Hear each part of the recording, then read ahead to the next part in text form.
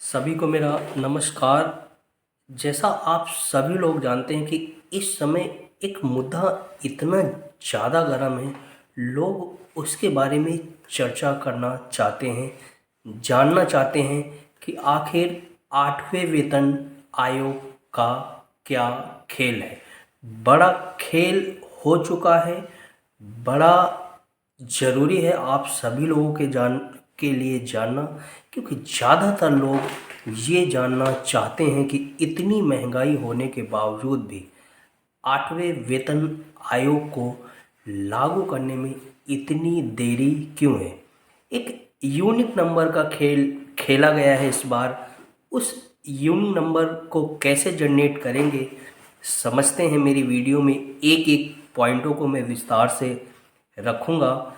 सबसे पहले आप लोग जो लोग मेरे चैनल से जुड़ रहे हैं या जो लोग मुझे देख रहे हैं या फिर जो लोग मेरे इस 8वें वेतन आयोग के मुख्य टॉपिक हैं या मुख्य जानकारी है उसको सुनना चाहते हैं तो जल्दी से सब्सक्राइब ज़रूर कर लें। बात होगी 25 फरवरी 2026 की। 25 फरवरी 2026 को एक अद्भुत खेल खेला गया 8वें वेतन आयोग को लागू करने के लिए।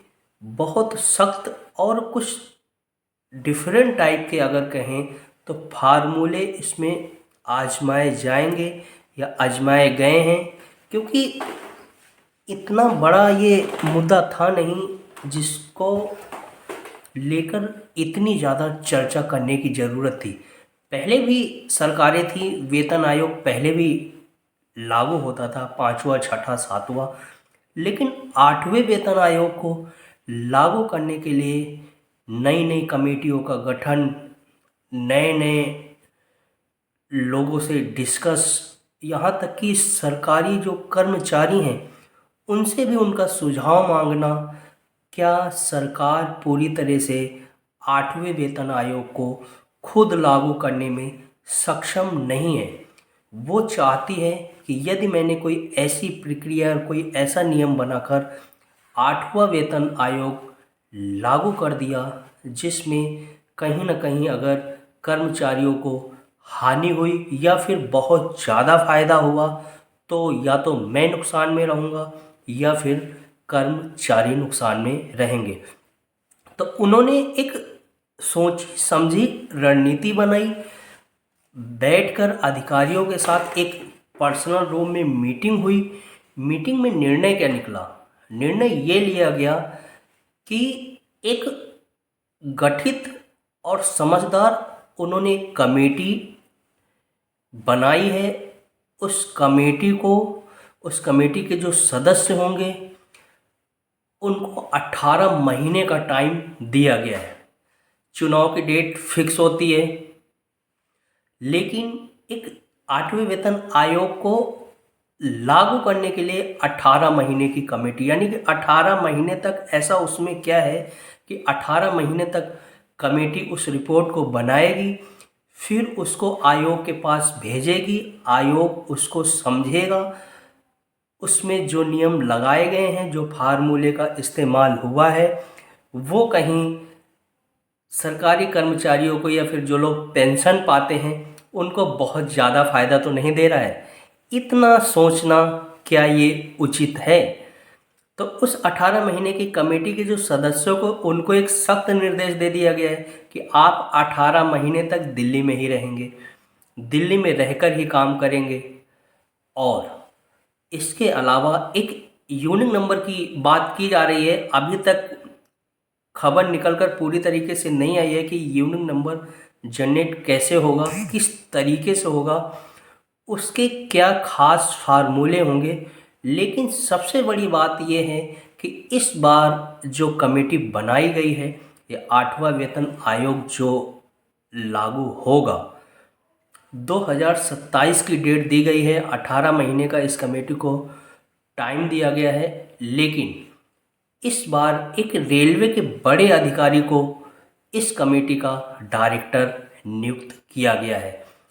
वित्त मंत्रालय में उनकी बहुत अच्छी जागरूक और जानकारी है। वो जो अधिकारी हैं उनको वित्त का यानी कि बहुत अच्छा नॉलेज है, रेलवे विभाग में बहुत लंबे समय से कार्यरत हैं, उनको इस कमेटी का सदस्य यानी कि डायरेक्टर नियुक्त किया गया है।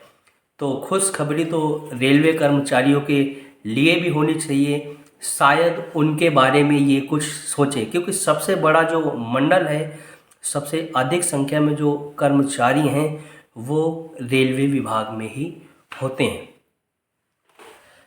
अब बात आती है कि ये जो रिपोर्ट बनेगी इसको 2027 तक ही लागू क्यों, उससे पहले क्यों नहीं?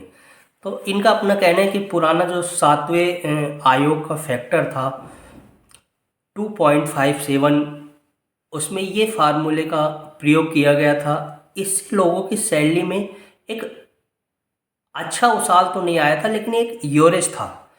और इस बार लोगों का मानना है कि महंगाई दर इतनी अधिक हो गई है कि 2.87 का जो फार्मूला है पिछले वेतन आयोग के मुकाबले अगर ये लागू होता है तो सैलरी में एक अच्छा खासा बढ़ोतरी देखने को मिल सकती है। जो पेंशन भोगी हैं, जिन्हें पेंशन मिलती है सरकारी, उनकी भी पेंशन एक अधिक मात्रा में बढ़ सकती है।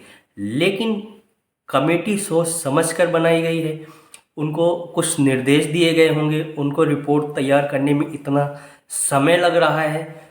18 महीने का खेल है, इन 18 महीने के खेल में बहुत कुछ होने वाला है। मुझे तो ये लगता है कि शायद इस बार ये फार्मूला काम नहीं करेगा। देखते हैं क्या कोई नया फार्मूला आने वाला है। तो इन सब चीज़ों की जानकारी मैं बीच बीच में आप लोगों को अपने चैनल के माध्यम से ज़रूर दूंगा। कुछ और चीज़ें हमें जाननी होंगी, वो मैं आपको अभी अपने चैनल के माध्यम से एक एक कर बताने की कोशिश कर रहा हूँ। तो आप लोग समझ रहे होंगे कि ये जानकारी तो आपको सभी प्लेटफॉर्म पर मिल रही हैं, तो फिर मेरे साथ क्यों?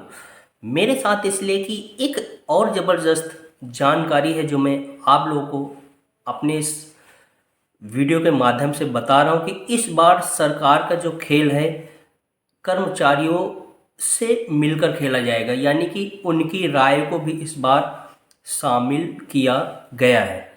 50 लाख ऐसे कर्मचारी हैं और साथ में पेंशन भोगी भी हैं जिनको पेंशन भी मिलती है, उन सबको भी इस पोर्टल में शामिल होने के लिए आवेदन किया गया है, यानी कि उनसे उनका भी सुझाव मांगा गया है। सुझाव कैसे देना है उसको, उसके भी इन्होंने एक तरीके बना दिए हैं कि लोग इतने ज़्यादा, बहुत सारे ऐसे लोग हैं जिनको पोर्टल का यूज़ करना नहीं आता। बहुत ऐसे कर्मचारी हैं, बहुत ऐसे पेंशन भोगी जिनको पेंशन मिलती है, उनको उस पोर्टल का प्रयोग करना नहीं आता है। तो इन्होंने ऐसा आदेश बनाया है कि इनके पास एक लिमिट मात्रा में भी शिकायत या फिर सुझाव पहुँचे। सुझाव कैसे देना है उसको, उसके लिए इन्होंने MyGov नाम का एक पोर्टल लॉन्च किया है।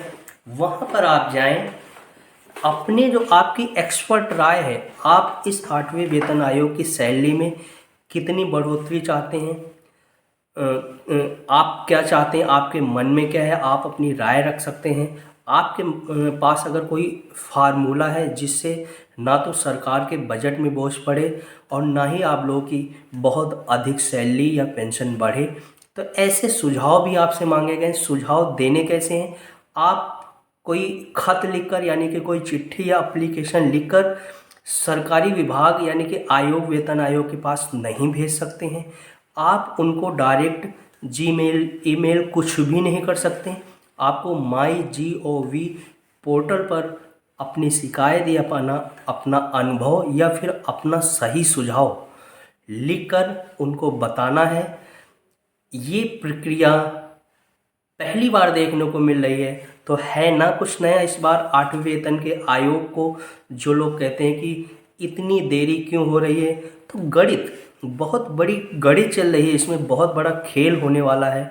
लेकिन उस खेल में कई बार ऐसा भी होता है कि जीत कर्मचारियों की भी हो सकती है, क्योंकि हो सकता है जो हम सोच रहे हैं वैसा ना हो, कोई बहुत अच्छा और कोई बहुत सही फार्मूला लागू हो जाए। तो मेरी आप लोगों से रिक्वेस्ट है, जो भी सरकारी एम्प्लॉय हैं, जो भी पेंशन पा रहे हैं, वो लोग अपने अपने सुझाव, अपनी अपनी राय, अपने अपने फार्मूले कि कहाँ कितनी हानि कितना लाभ, किसको कितनी सैलरी की ज़रूरत महंगाई के हिसाब से होनी चाहिए, या फिर इतना समय जॉब पे बीत जाने के हिसाब से होना चाहिए, या फिर उनका जो बेसिक पे होता है उसके हिसाब से 8वें वेतन आयोग को उनकी सैलरी निर्धारित करनी चाहिए।